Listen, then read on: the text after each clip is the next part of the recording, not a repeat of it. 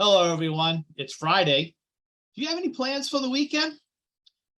We always seem to be making plans and plans for everything. And I guess I'm probably a big planner. I don't throw caution to the wind.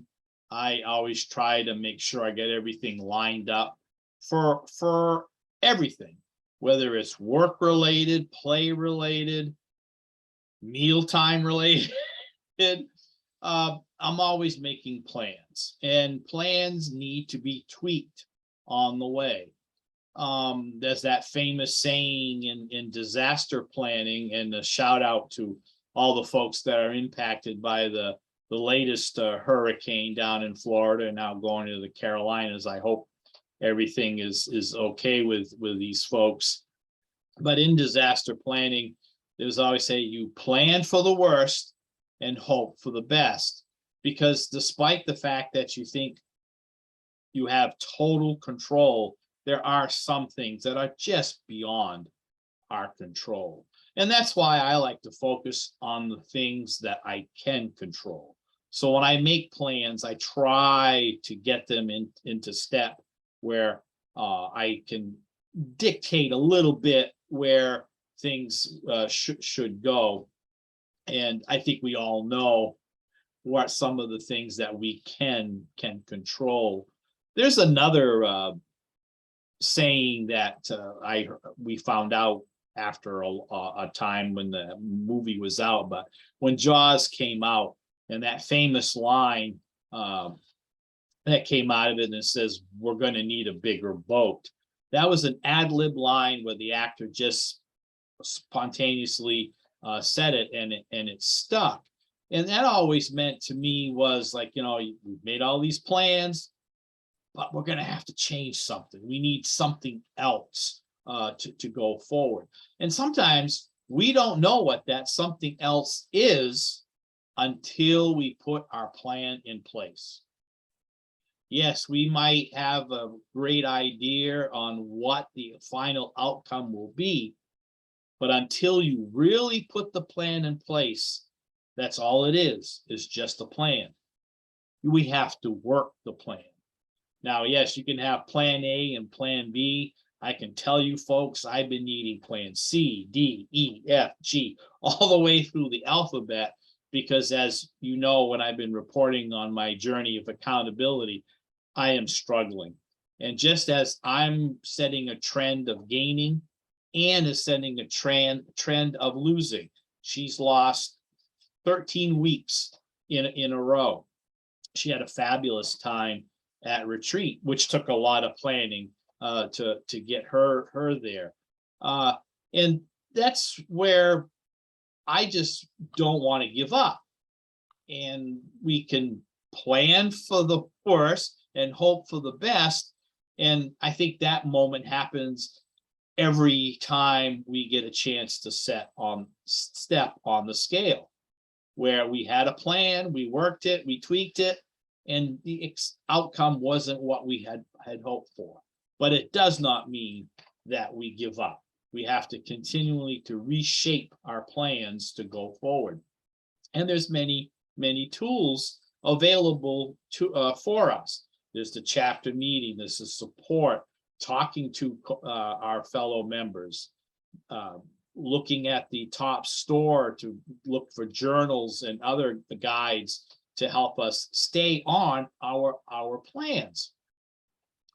And when I became president of TOPS over 4 years ago, I had plans, and the board of directors know and staff know that I have this famous green book, because prior to coming on board and that first year, I was making notes. Oh, I'd like to see this happen. I think we should plan to do this. And I've heard all the questions and comments. Why don't we have younger people in TOPS? Why is this? Why is that? And in my plan was to try to get more communication, to try to get to every member so that they understand what's available, because my plan is working or sometimes not working for me, but you're going to have a different plan. Now, they may be similar, and there's a lot of things that we'll both use, but it's your plan. You have to tweak things along the way. You might plan a perfect, calm week where you had all your meals laid out, but a disaster happens. And I'm not necessarily talking a weather disaster. It could be a family crisis. And we all have these folks. And that's why I think it's so important to have a plan B, C, and D, because again, it bears repeating. What we think is going to happen may get a little off track, but it does not mean that we give up. I had plans this past week while Ann was away. I had a lot of things that I wanted to do around the house, and that meant that I could flex my time. So I started working early in the morning, or I worked late at night so I could get things done around the house during the day. I got most of my stuff done, but then again, I couldn't control everything when it started pouring one day when I was in the middle of an outdoor project. Hey, you plan for the worst and you hope for the best. But I got, a lot of stuff done. And I was hoping with all the extra activity that I did that I would have a great time walking the chapter meeting last night and stepping on the scale. Yes, folks, I planned for the worst and hoped for the best, but I had the worst. I gained another 1.2 pounds.